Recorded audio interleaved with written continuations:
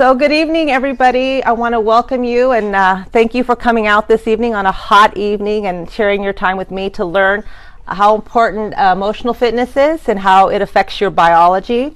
I'm Liliana Partida. I'm the staff nutritionist here at Center for New Medicine, and I'll be sharing with you some of the things I do outside of the scope of just nutrition as well. Let's see here.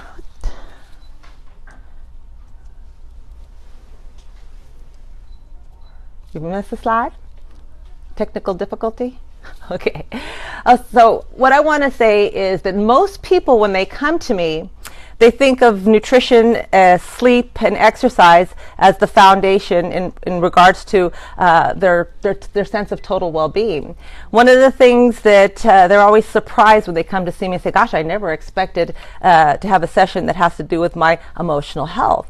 And this is something that is really overlooked. A lot of patients come to us oftentimes in awe. They are in awe of the diagnosis they've gotten. They've lived a pretty healthy life. They've eaten well, they've exercised well, lived in a safe environment, but yet they have a condition and they really feel like something was handed to them and they have no idea how they got it. But as we begin to talk and they begin to share with me and we start talking about their emotional well-being and any traumatic experience that they might have had, whether it was within the last 10 years or whether it was in childhood, they begin to understand the relationship, how their emotions and their environment has affected their condition and how they can correct it, that it's not strictly a biological issue. So emotional health is defined to agree which you feel emotionally secure, you're relaxed in everyday life, you're very easy to be around, you have an open mind, you come from a place of open heart. I call it transparency.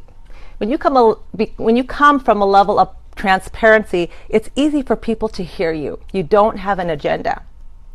An emotionally healthy person is emotionally safe to be around, and it's because that they don't judge you or criticize you because they've learned not to judge and criticize themselves. Emotionally healthy people feel very safe and secure with their own emotions and with their ability to express them. Many of my patients don't feel it's safe to express their emotions, even in relationships that they've had for 30 years. You know, they say it's just not safe for me to say what it is I want. And so they're not able to really meet their own personal needs. So this means a healthy person really has got to be assertive. You got to be assertive, but first you have to really be aware of what are those needs that need to be met. And we're going to give you some emotions so that you can realize I'm in this state of not meeting my own needs. When I am meeting my own needs, these are some of the things I will feel. And this is some of the things I teach my patients so that they can be aware, because oftentimes we create this filter in which we live our life through that kind of suppresses a lot of the things so that we don't have to really deal with them in our life. So emotional health is really all about a level of self-esteem. It means that you don't really move out of knee-jerk reactions. When you move out of knee-jerk reactions, it's because of emotions that you have experienced before in your past. So you're sensing, oh, this is another one of those things, so you automatically react in a knee-jerk reaction.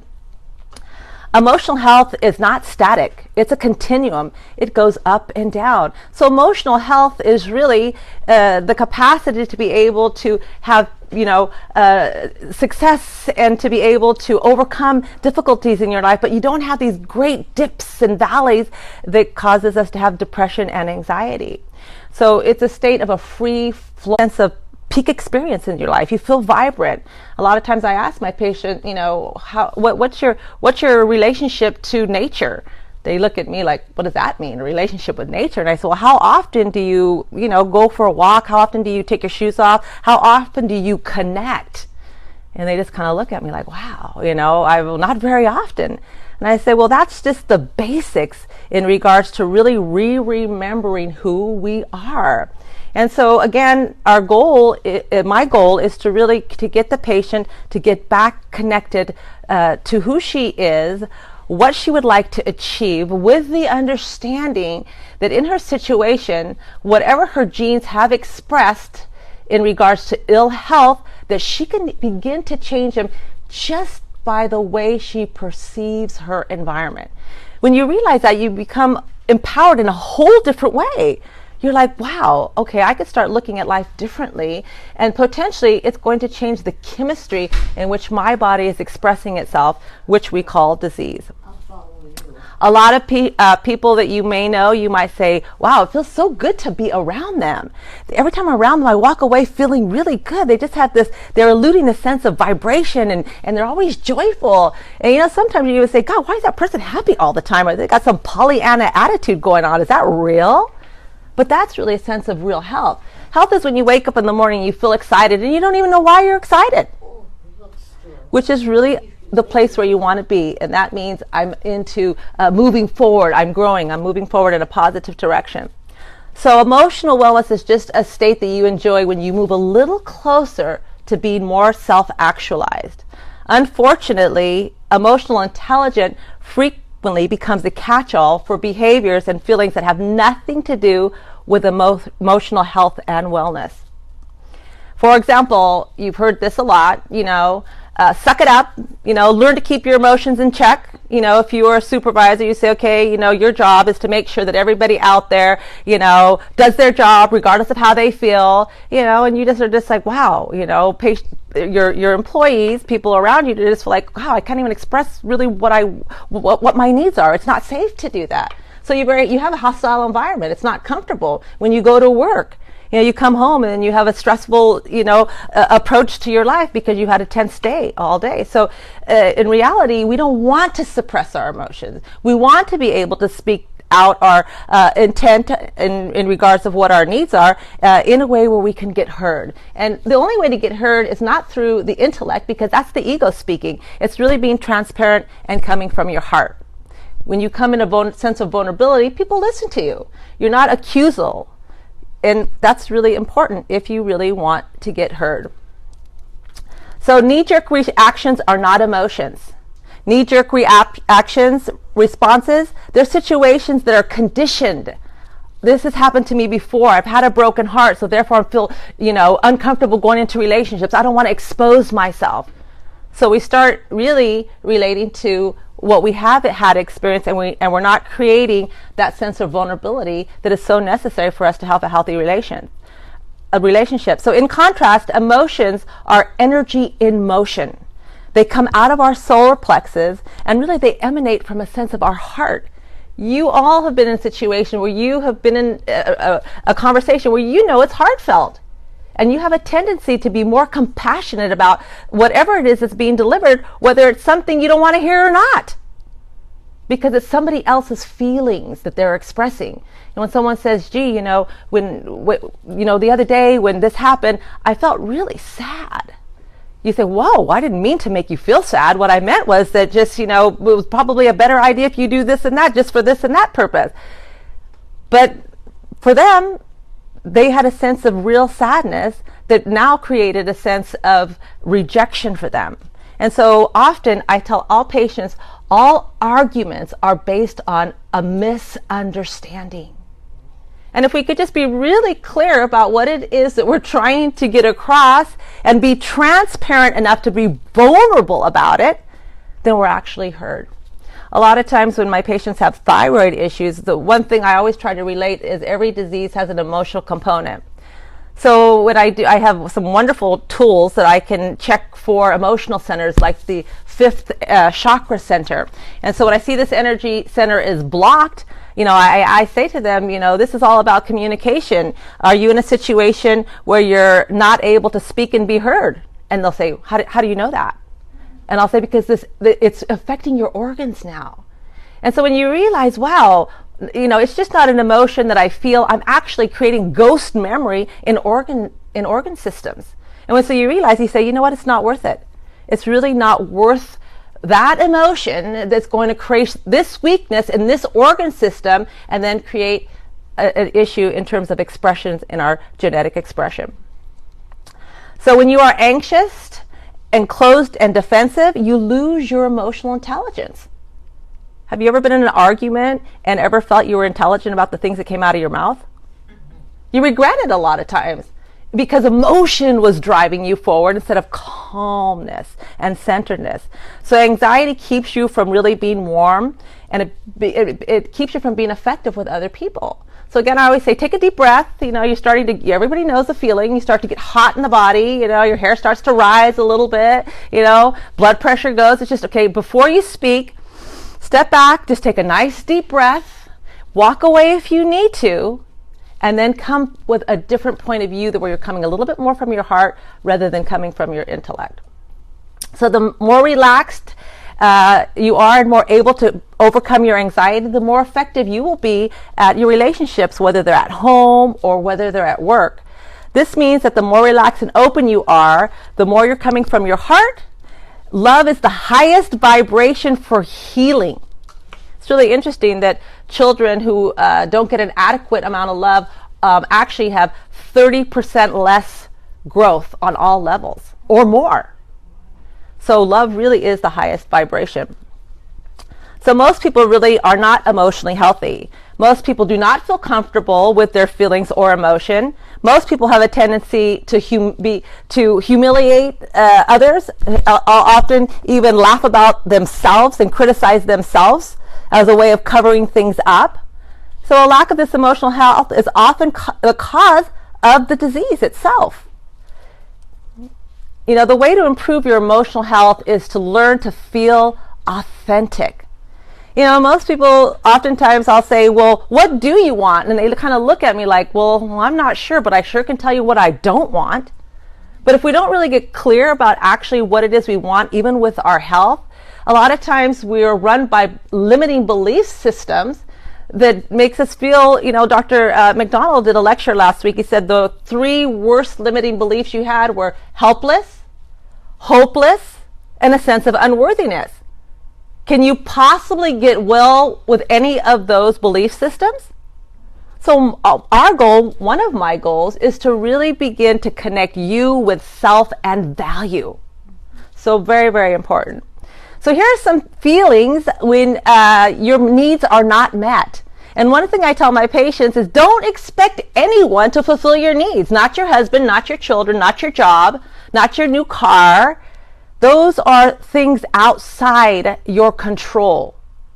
So if we become assertive to, really being very transparent about what our needs are, we can become assertive into meeting them.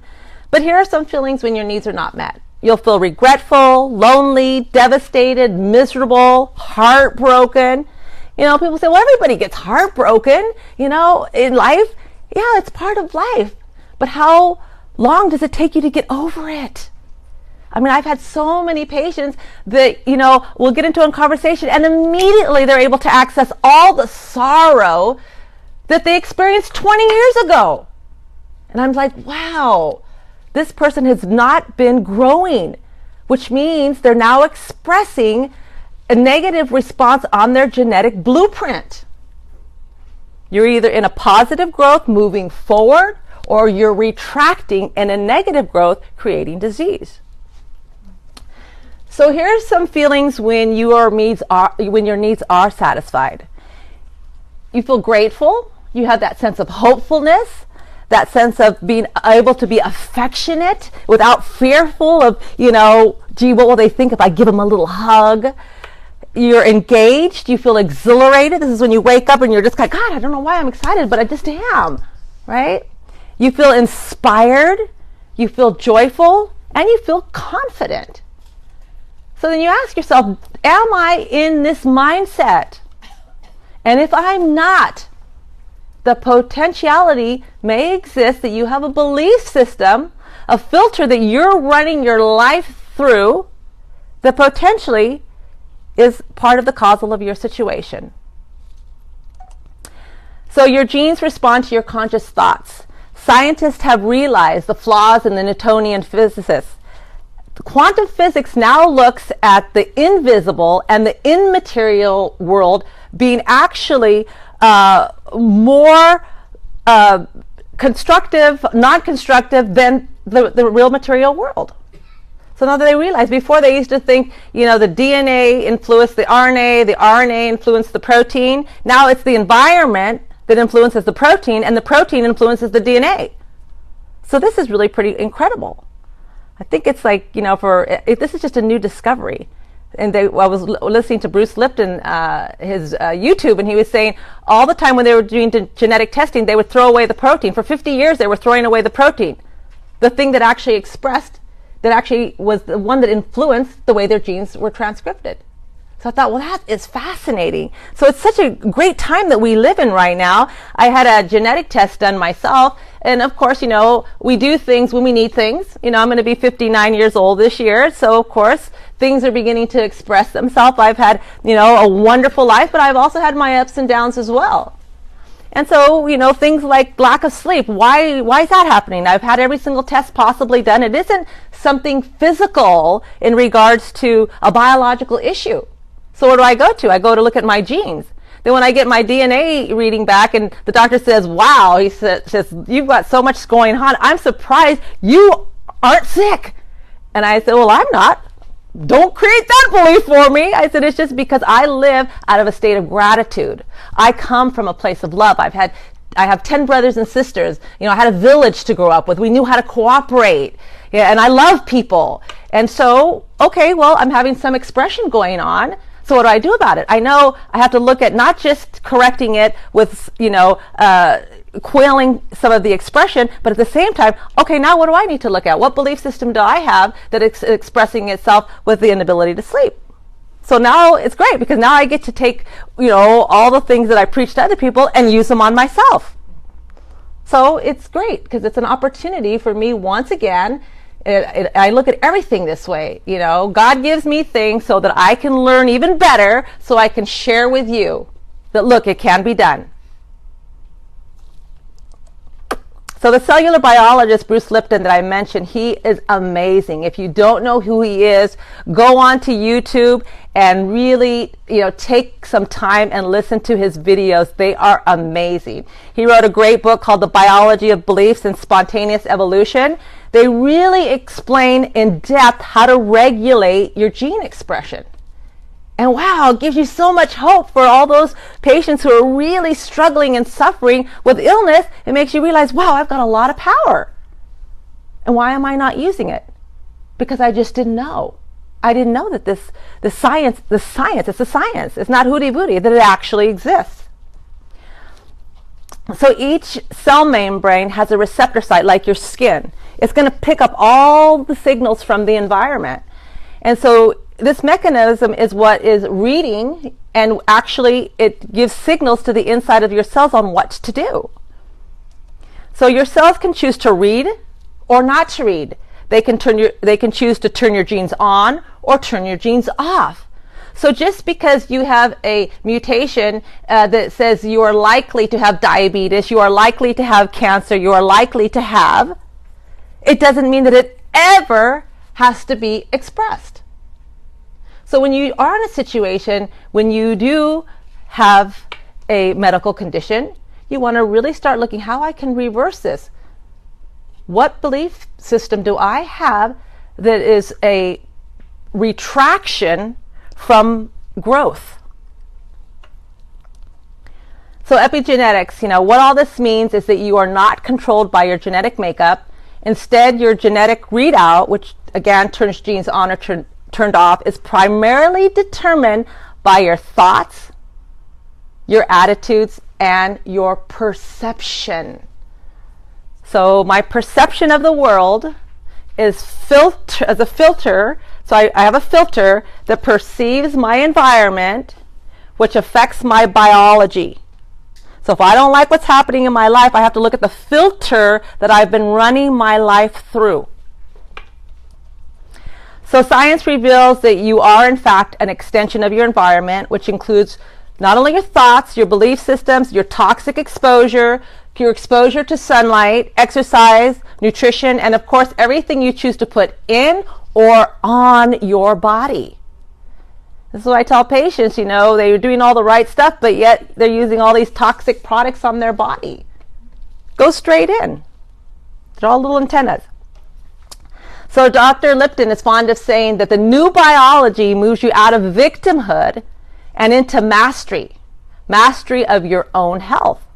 Sounds pretty powerful, doesn't it? I want to be a master of my own health. I don't want to be a victim to my circumstances. So by leading a healthy lifestyle with high quality nutrition, exercise, and limited exposure, you're not ever going to completely, avoid toxin exposure. We breathe, the air we breathe, the water, the soil, the traffic, the EMFs. There's no way. But how do we download? How do we take inventory of our emotions? How do we feel that day? What has potentially caused us some upset stomach and tension in our body? How do we let go and release that? How do we make sure that what we eat isn't full of, hormones and pesticides and herbicides and chemicals and genetic modification? We're consciously aware of what we choose to do. So we want to do this before, you manifest any sort of illness. So that's why we're called the Center for New Medicine, because really we're all about preventative medicine.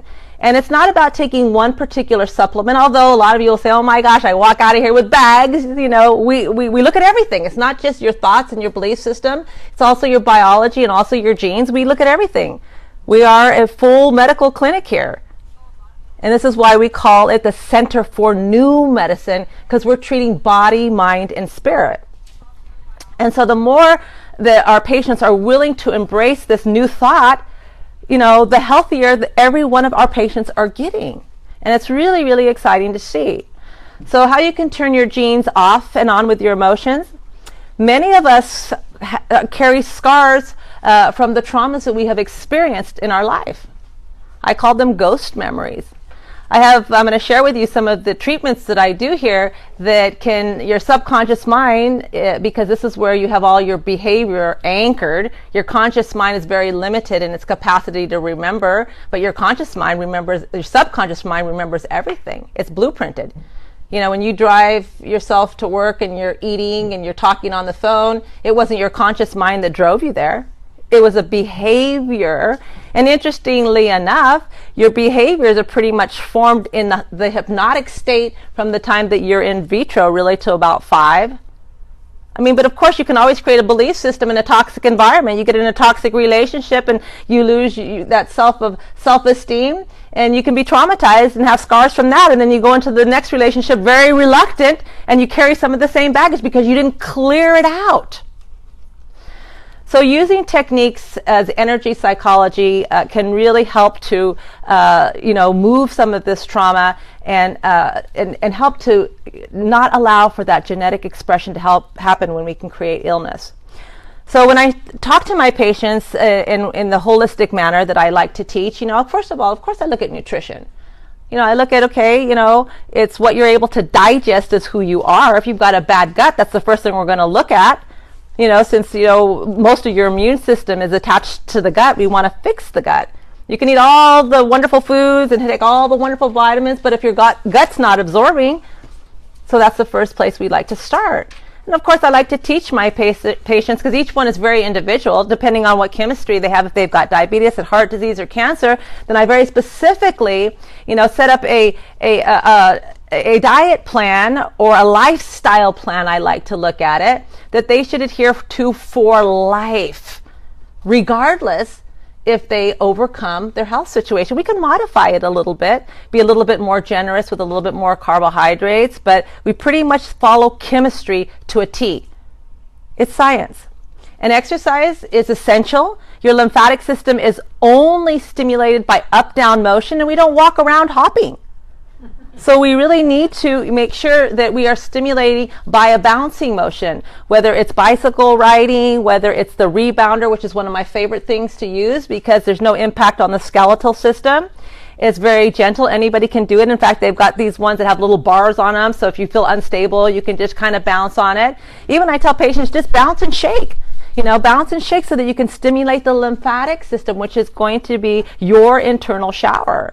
And so, of course, of exercise, I tell patients, if you're just going to walk, your body's adapting, which really you're not going to put any load onto your muscles, so it'll be great to get some vitamin D, it's beautiful, the sunshine is great, I'm in total appreciation, I feel so blessed to be in this wonderful environment, but the change won't happen in regards to body composition and structure.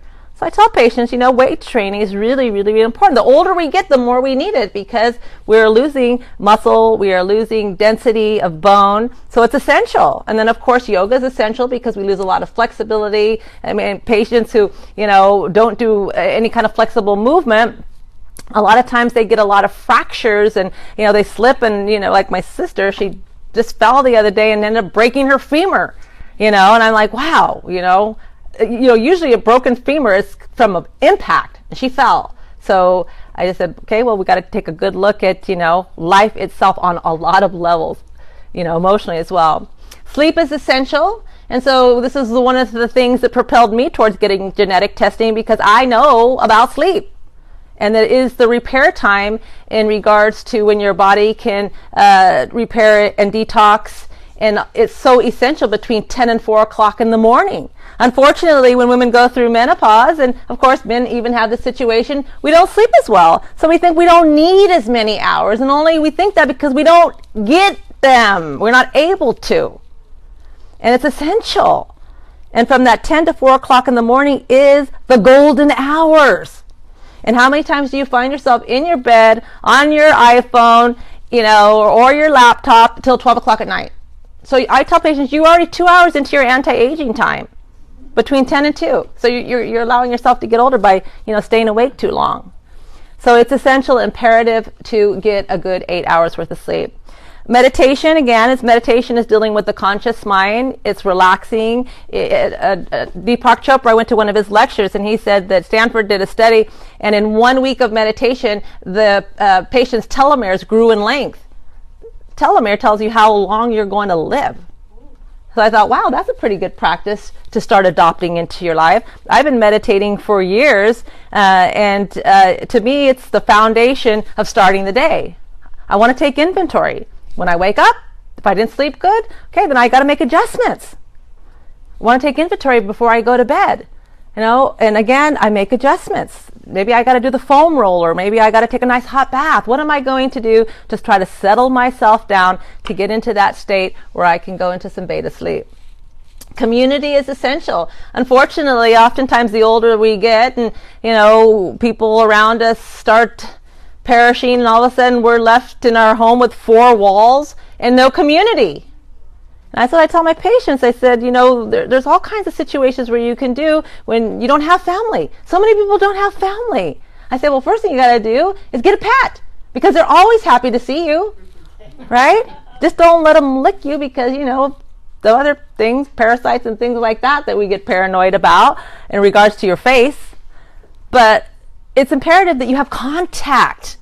And so I tell my patients who really don't have relationships with people, when was the last time you got a massage? Somebody touched you. When you're watching TV, take your foot, give yourself a little bit of acupressure points. Feel where you're feeling congested. How will you ever know if you don't know yourself, if you don't touch yourself? So when I'm watching TV, my husband thinks I'm crazy, and I'm always foam rolling, or I got my foot in my hand and I'm doing acupressure points. You're like a little, monkey all the time, moving. But, again, I'm taking advantage of my time in regards to the benefits of trying to be consciously aware of the things that I need. How do I meet my needs? I don't expect him to. I can't afford to get a massage every day. I would love to. When I lived in Bali and it was so inexpensive, I got a massage once a week. It was fabulous. $13 for an hour and a half. Who wouldn't do that, right? So it was great. We have a great masseuse here, though. She's absolutely extraordinary. Oh my gosh, she's fantastic. So these are some of the emotional fitness techniques that I like to use, and I'll explain them to you in depth as we go forward. It's called Psych-K, Psychological Kinesiology, EFT, Emotional Freedom Technique. I like to use affirmations. Affirmations are statements that are positive so that I could have hypnotic suggestion to the subconscious mind. If I'm thinking, something that's a negative, which my body retracts, I have a choice. Do I want to be sad and depressed or angry? I can make a choice here. Or I can go into the level of gratitude and think about what in my life I can be happy about. I don't need to stay here. And at the same time, we have to also say, if there's situations where you find yourself there more than not, then we also need a chemistry panel. What's going on with your neurotransmitters? What's going on with your hormones? So as a full spectrum clinic, we have that advantage, and which is really great because it's everything under one roof. I like using the e-box. I'll tell you a little bit about each one of these things. Box is the Latin word for voice, and the LSA is limbic stress assessment. So I'm using biofeedback communication to give you an idea of the congestion in your body, the overload principles, and the nutrient deficiencies. Very quickly, I can find out a lot of information. This information is invaluable to the doctor because it gives her more information of what supplements potentially you may need, what you triggered positively, like kinesthetically, what made you strong. And then Dr. McDonald talked to you about belief re-imprints, and then we can do this also with the Psych K. So we want to rid ourselves from those old, thoughts that are limiting us. And we all have them. We all have them. I was thinking, what the heck is about the thing with my sleep, And I was talking to my sister when I was driving this morning, and family of 10 brothers and sisters, and my parents were farmers, and my dad, I can remember my dad would, if we didn't get up by on the weekends by at least 7:30, 8 o'clock, to go out and help garden and stuff like that, he would bang on the door, on the window, outside our window, and he'd say, "Hey, get up! What do you think, you guys are rich?" And I thought, oh my God, maybe I've got a blueprint that in order for me to have, I can't sleep. Right? I mean, just simple things like that. And I thought, whoa, that's interesting. Or, that my mother told me, and I always thought that she was kind of kidding. She'd say, yeah, you were such an active child. I used to have to put sleep drops in your eyes to make you sleep. And I thought to myself, oh, that's interesting. So then I decided I want to look at my genetic blueprint. What's going on in there? And so I found some very interesting and discovered some really wonderful things that, great, I can fix this. Because I hear patients all the time say, well, how's your sleep? Oh, not great. And I go, well, tell me. Oh, I get 2-3 hours of sleep. And I go, well, gosh, for how long? 30 years.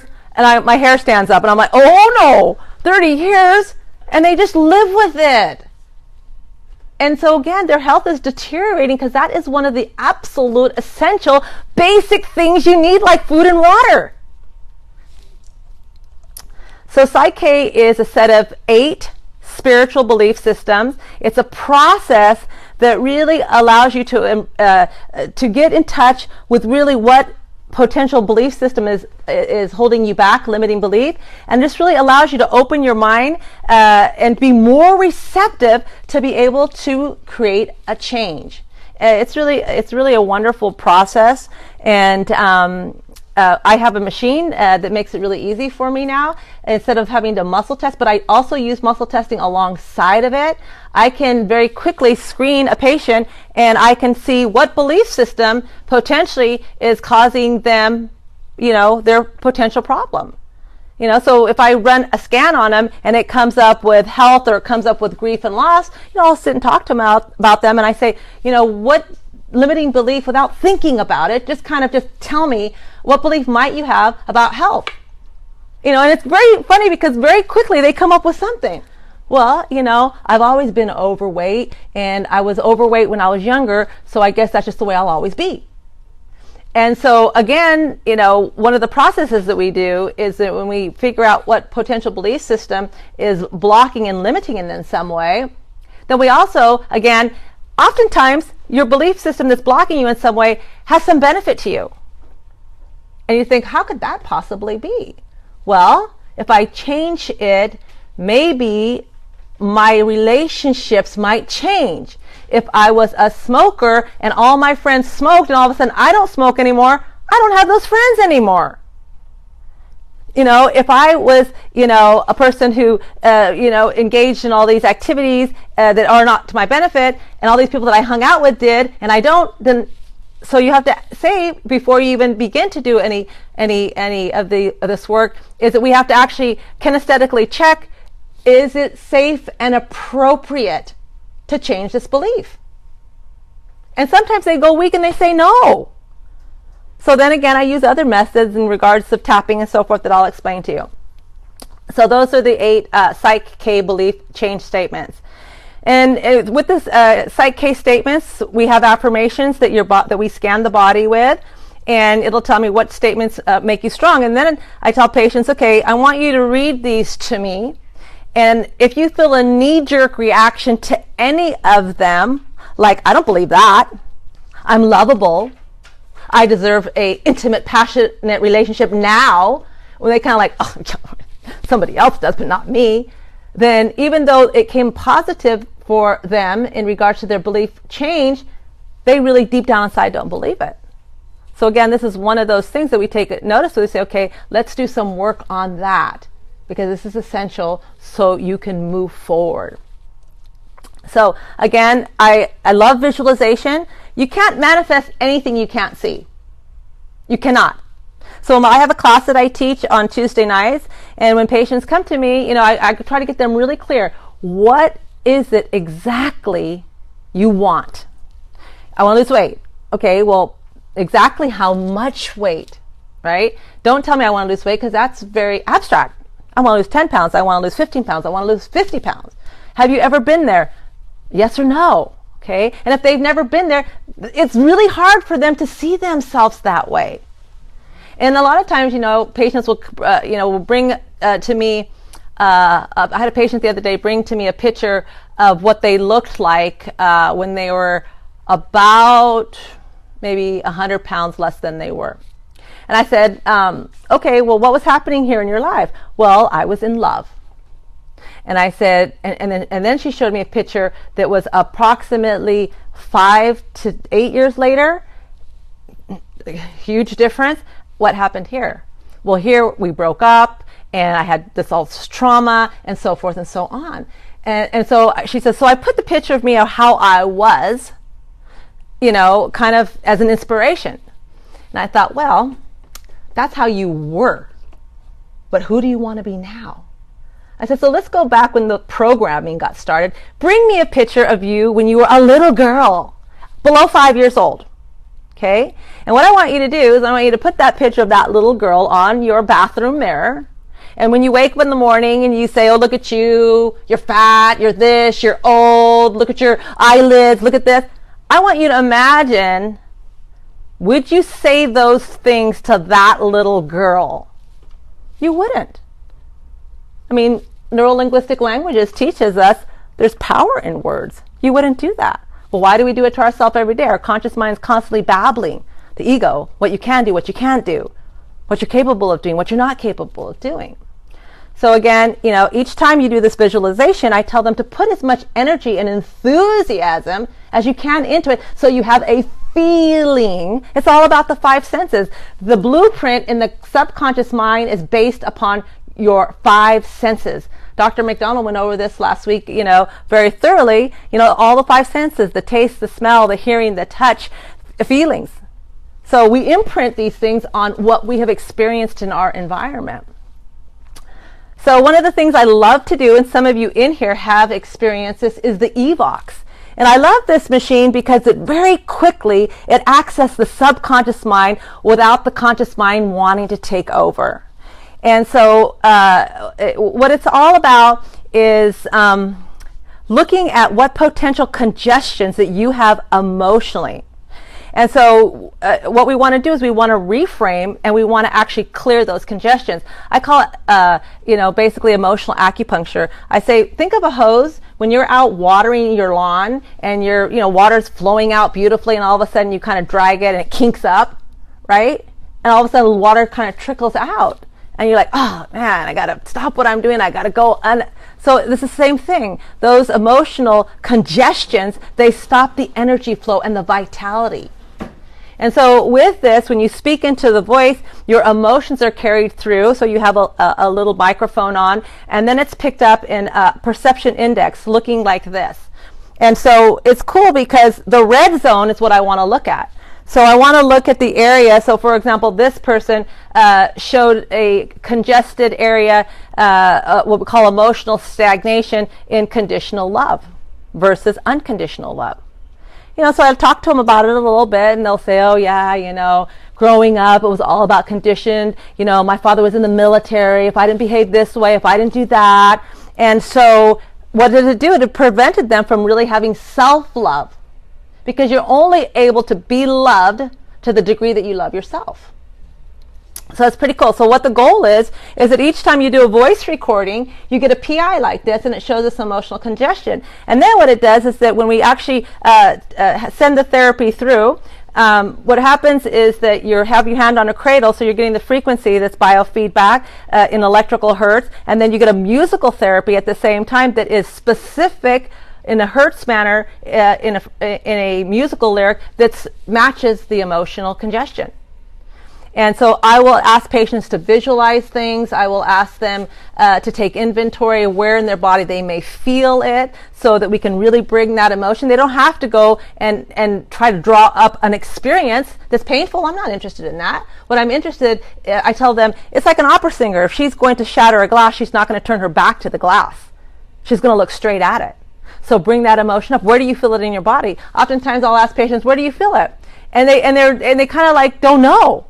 They look at me and they're like, I don't know. Or I had one patient put her hand on her thigh. And I thought to myself, well, the emotional body goes from the pubic bone to the top of the head. So this patient was having a real hard time identifying with her own personal emotions. And I said to her, okay, well, and I explained to her about the pain body, and I explained to her about organ specific and emotions. And then she said, well, just tell me where you want me to put it. And I said, okay, I know you don't know, but imagine that you did right now. Where would you put it? So what I did is I gave her an opportunity to express herself without feeling intimidated. Well, I know I don't know, but if I did know, it would be right here, right in my stomach. And I said, good. I want you to hold that energy there. I want you to use this as a portal. And so that when this frequency moves through you, we allow it to very gently, in a non-aggressive way. We don't need it anymore. We can release it and let it go. So when you speak, you get this kind of the PI kind of looks like a EKG. So I tell patients to not, don't say right? And it's very easy, 40 seconds, but it's really very, very eye-opening. People will say, wow, I've never told anybody that before. Or after they've worked with me, they said, wow, I've done 5 sessions with you, and after, I've taken inventory of myself. I came for you for being depressed for 30 years. I can't even access depression anymore, because she was beginning to change her belief about depression. So it was really powerful. So perception reframing can positively affect your personal health, your relationships, and personal performance. So it's pretty awesome. So athletes come a lot of time to utilize it for their personal performances as well. So emotional freedom technique is a tapping method. Maybe some of you have heard it, but it's there's 12 tapping scripts to clear most emotional congestions that are incongruent with their with what they want to have in life. First, the goal is that what is the problem? Everybody can tell me 100 things about the problem. Oftentimes they can't tell me what it is that they want, but it's pretty easy to figure out what you don't want. So then what you're going to do is you're going to reword it. Okay, so the problem is here, for example, they can't lose weight. Everything I do, I can't lose weight. So we want to put it in a positive method, meaning my ideal weight. So we do a tapping method where we're doing the meridians of the body. There's certain, I like to kind of mix Psych K a little bit in there, where you do a little crossing of your legs and so forth, so you're anchoring it into the subconscious mind. But this is something I teach patients to do so that they can go home and do it themselves. So it's a wonderful, powerful tool. So here are the EFT points. So, I identify the problem, this problem of my ideal weight. Then I go to the reversal, my ideal weight, and I tap. So first I go through the problem, and then I go through the reversal. And then I tell patients, then they say, well, how do I know if it's cleared or not? And I said, well, if you were sitting in my office, I would kinesthetically check you, and if you went strong, then we cleared it. But you're not going to be in my office every single day, and you might want to work with this. So I can teach you a method. We call it the sway technique. And people, oftentimes they're like, oh, you did that yourself, right? And I said, no, try it. So what I want to do is invite all of you to stand up for a moment, because you guys have been sitting for a long time. Let's get some circulation in your blood. Okay? And so it's very simple. So what you're going to do is you're going to stand in a very neutral position. Okay? You are going to look straight forward, not with chin down, not with chin up, just straight forward, just at a neutral. But you're going to look down at the ground. When you look at the ground, you access your emotional body. Okay, if you look up, you're not. So what I want you to do is we're going to say something that is of truth. Now, if your right and left brain hemisphere is working properly, when you say something that is absolute truth, your body should go forward in a very gentle way. You know, and give it time. Don't be rushing and say, oh my gosh, it's not moving. Just be present and just let it happen. If you are saying something that is not true, your body should move backwards in a very gentle way. Okay? So for example, and there's a lot of people here, so we don't need to all shout out loud, but just to yourself, I want you, and I'll say it myself out loud. I'll do it first for you. So I'm neutral alignment. I'm looking straight down the ground without tilting my chin down, and I'm going to say something that's the truth. My name is Liliana.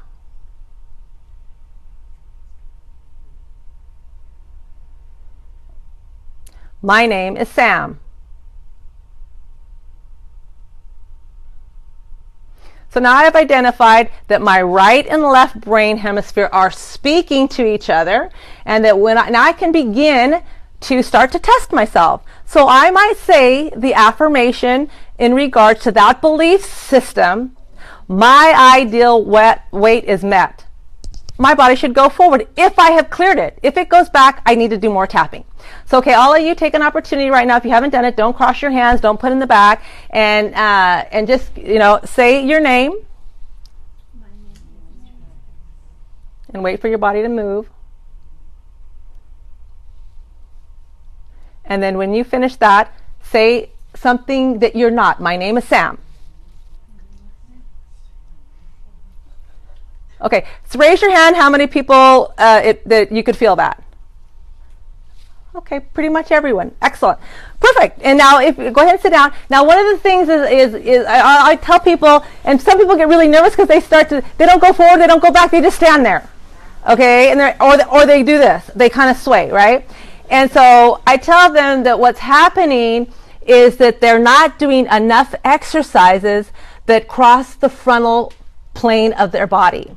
So their right and left, you know how when you were little, you learned how to crawl, the cross crawl? It made your right and left brain hemisphere, it exercised it. So that means that you're doing too much linear movement in life, like a machine. And so that's what I say. You got to do movement that you're moving across, or take the hula hoop and move it around. And I tell patients you can just do a figure eight. You can take your hand here and just look, you know, at your fingers, go around in a figure eight motion, you know, without moving your head. And again, your right and left brain hemisphere exercises. Cross crawl, just right hand, left foot, right hand, left foot, so that you begin to exercise the right and left brain hemisphere. It's very important. So you got to say, okay, so I'm not getting enough movement in my body that is moving the whole body. So for example, you know, we talked about, you know, always starting with number one, asking if it's safe, permission. Can we change this belief? Then we always want to acknowledge spirit. So we say, I deeply love and appreciate myself even though I'm not able to lose weight. So we really want to start very tenderly. I'm talking to that 5-year-old child. So we come off, you know, in an aggressive manner, it's not going to work. So we always start with, I deeply love and appreciate myself. One of the wonderful tools that I like to use, I call it taking emotional inventory at night especially, is that, you know, take an inventory on how all the things that have happened to you during your day. Now, whether you got in an argument with your superior, or your friend, or somebody cut you off in the traffic before you came home, or you're just tense, too much work, and you just got all this congestion going on. Whatever emotion you experienced with someone else, you don't know how they perceived it. Only your perception is whatever it is that you're feeling, tense, anxious, upset, angry. So one of the things I say is we don't need to worry about anyone else at this point, just only you want to clear yourself. So one of the things I like using is called the Ho'oponopono method of healing. And it's really nice. It's 4 simple words, okay? And so what you do is and I tell patients, when I first started doing that, I kind of felt kind of silly doing it. And then I started doing it with feeling, really getting the 5 senses engaged in it, and I could actually feel even like a sensation going through my body. So the first word is you say, I love you, I'm sorry, I forgive you, and I love you. And that's it. Now, whether there's somebody that has caused you some grief, you can imagine them, okay? Or if it's not, it's just frustration, just let it move out of you. I love you. I'm so sorry that you're even feeling these feelings. I totally forgive you. I'm not going to be mad at you. Like sometimes I get mad at myself for not sleeping good. You know, I want to be mad at somebody when my husband walks in, he kind of walks in like, oh, did she sleep good or not, you know? And I want to, he's so sweet and wonderful. I want to, you know, and I just get a hold of myself and I just say, hey, you know what? You got a choice here. You know, you say, okay, God, you run through me today. You be my voice. And you can imagine the amount of energy. I said, I don't know how I do it. It's amazing. Because I have a good lifestyle and I've got a lot of love around me, but I realize my limitations, but my limitations are only how I perceive them. How do I correct them? That moment, not tomorrow. Okay, so when working with my clients, I really try to determine what is blocking them. And so this is why my patients go, gosh, I never thought I'd go into psychotherapy, you know. And I say, well, you know, I'm not licensed, but I've had a lot of training. You know, I've done advanced training with Robert McDonald. So I've done his, you know, advanced listening courses. So if you listen to patients, they tell you. It's really simple. And then if, you know, it's just wonderful because I like to create a relationship with my patients so they feel safe in an environment where they're able to be transparent. And then we make changes. And so again, I taught you the sway technique tonight, so you can even utilize it on products that you might have. You know, for example, like the cell phone is something that's of toxic nature. Okay, it emits a positive electric field, which is negative to the body. Okay, if you put this in a tea tree dish and you had a healthy cell, and you put this in a tea tree dish, it would move as far away from it as it could. It knows. Okay? So again, you know, if I put this on my body, I will guarantee you my body would go back and not forward. So you can take anything. This is safe and appropriate. Okay? You can take a vitamin that you might suspect is overtaxing your system, because oftentimes we end up with 30, 40 vitamins, and sometimes it's like plugging 100 watt in, or a 200 into 100 watt. Maybe that day you don't need to take that much. So you might just say, you know, I'm going to put it here. And then you kind of, and I, you know, my husband thinks I'm funny. I'm always like doing all these kind of things, you know, and he's like, oh, I married a cartoon, you know. But it doesn't matter because I trust my body. I trust what it's telling me. I don't want to second guess myself. I wanted to say, hey, how do I feel? And I want to have a gut feeling to this so I can go forward in growth rather than retract in non-growth. You go forward or you go back. We have 75 trillion cells. They're either in growth or they're not, and they're retracting into disease state. So it's our choice. It really is our choice. Okay. So emotional health also includes stress management. So again, we're looking at everything from yoga to exercise to affirmations to grounding, walking barefooted outside, relationships. It's all important, every aspect of it. And a lot of patients are come in, you know, we see the major problem they have is stress. So here's some of the effects that stress has on your brain. All of us can relate to these, numerous of them at a time. I got insomnia down there, and I'm like, well, what am I stressed about? Well, maybe it's not what I'm stressed about now, but maybe it's the things that I have had overloaded 20 years ago that are now expressing themselves. So we can't negate the biochemistry also. We have to look at lab work. We have to look at your hormones and your endocrine system, and we look at it as a whole picture. We can't do one without the other. I did all this lab work, you know, I'm not seeing anything there. I feel, you know, super happy. Well, okay, maybe there's some belief systems that, yes, I need to work on. So I go to check my genes out, and I find it there.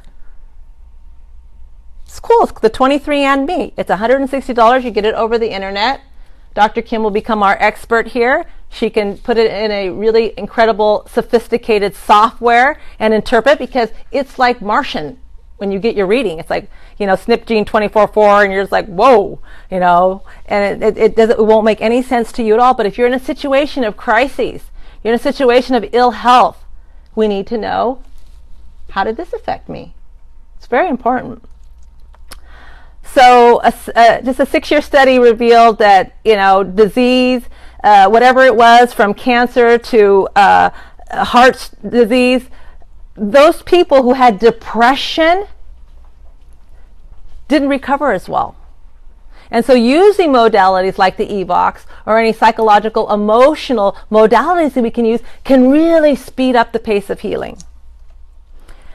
So food, I tell patients, what you eat and you're reaching for, if it's really not food, you might ask, who wants this food?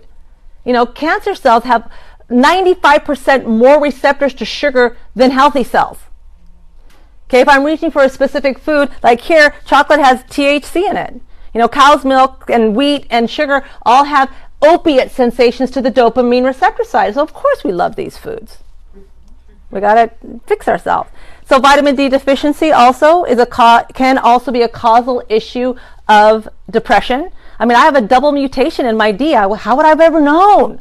I do not absorb the sunshine, and I'm brown. I thought Mexicans age just automatically. We got brown, but no. So that's the serious thing. This affects your health and your immune system and your mood. So, again, it's important to get some sunshine regardless whether you absorb it or not, just so that we can regulate the pineal gland so that you have good sleep and melatonin cycle. So what is emotional health to you? So I really want you to take this to heart, and this is what I put. H for higher purpose. What do I believe in? Eating organic foods, activities that are challenging and fun and regular. I want to love, I want to laugh, I want to play, I want to live in the moment. I want to have time alone to reflect and to forgive. And I also want to have human contact, to touch, to heal, and to be healed. That's my definition of health. And so you just say to yourself, you write that word down, what does it mean to you? So the Power of Internal Change is a workshop I'm doing starting next week, Tuesday. It's a powerful class. It's 6 weeks. It's every Tuesday from 5:30 to 7:30. And so I invite you guys all to come. You can sit in on the first class for free. It's 6 weeks, and we do a lot of personal interchange. We work with belief systems, we work with diet, we work with exercise and stress management and detoxification. You guys all got a little flyer, so I invite you out there who are listening, live streaming, to come and sit in on the first class that starts next week at 5:30, and just see if it's a fit for you, see if this is something that you could benefit by. So I want to thank you guys all for coming and allowing me to share my inspiration and passion for life, vitality, and a sense of wellness. And I'll open up the floor to any questions that you guys might have. Anybody have any questions? Mm-hmm. What do you do for people? I have a friend who hasn't been sleeping since he's been 4 years old, and now he's 70 and he's suffering from the depression, and has to take Ambien and all sorts of drugs to try to make him sleep. And of course, since he's gotten to know me, I'm trying to do things holistically, but he just doesn't, like you say, one creates another. And so what would you suggest in doing for him first? Okay. So I would just start off really kind of with the process of elimination. The simplest thing is like, first of all, are you eating foods that are potentially allergenic to you, creating a histamine reaction in the body?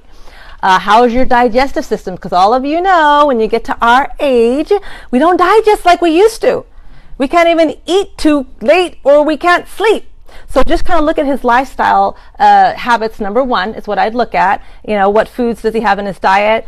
what blood type is he in regard to some of the foods that might be stimulating his immune system in a negative way. That's a simple thing. Do some lab work, find out if he's got any issues with his hormones, which we know at this age we pretty much all do, and really kind of really start with the basics. I mean, I've gone all the way from that to genetic testing, and so it can be solved. It's just that you just have to be patient and just start from the basics. You know, what are you eating? How you know, do you have a bunch of electromagnetic field in your bedroom? Do you have your Wi-Fi set up there? Your TV set on? Are you watching TV 10 minutes before you go to sleep and overstimulating yourself and the blue light? So we just start asking for the simple basic questions first.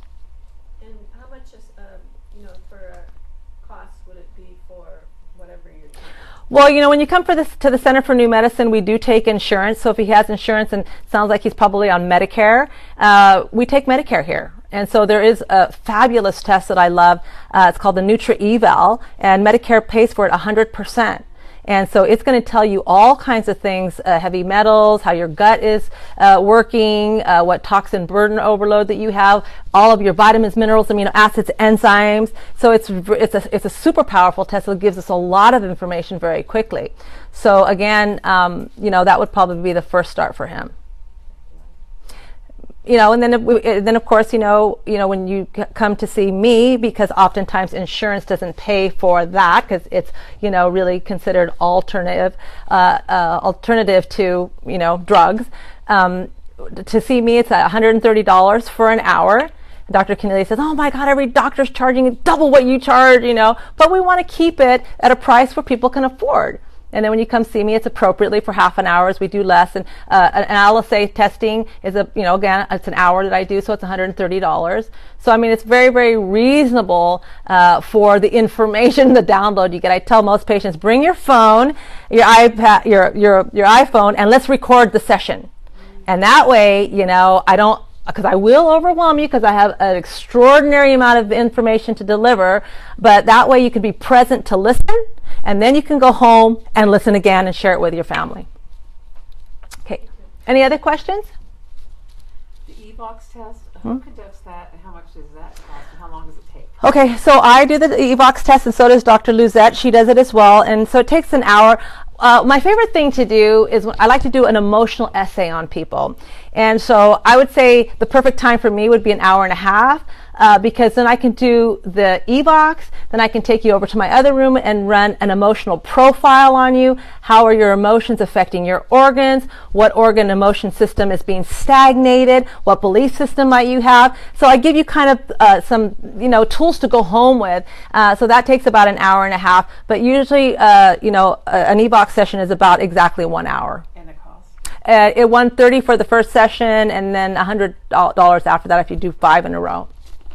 Okay. Any other questions? Thank you guys all for coming tonight, and I hope that you guys all got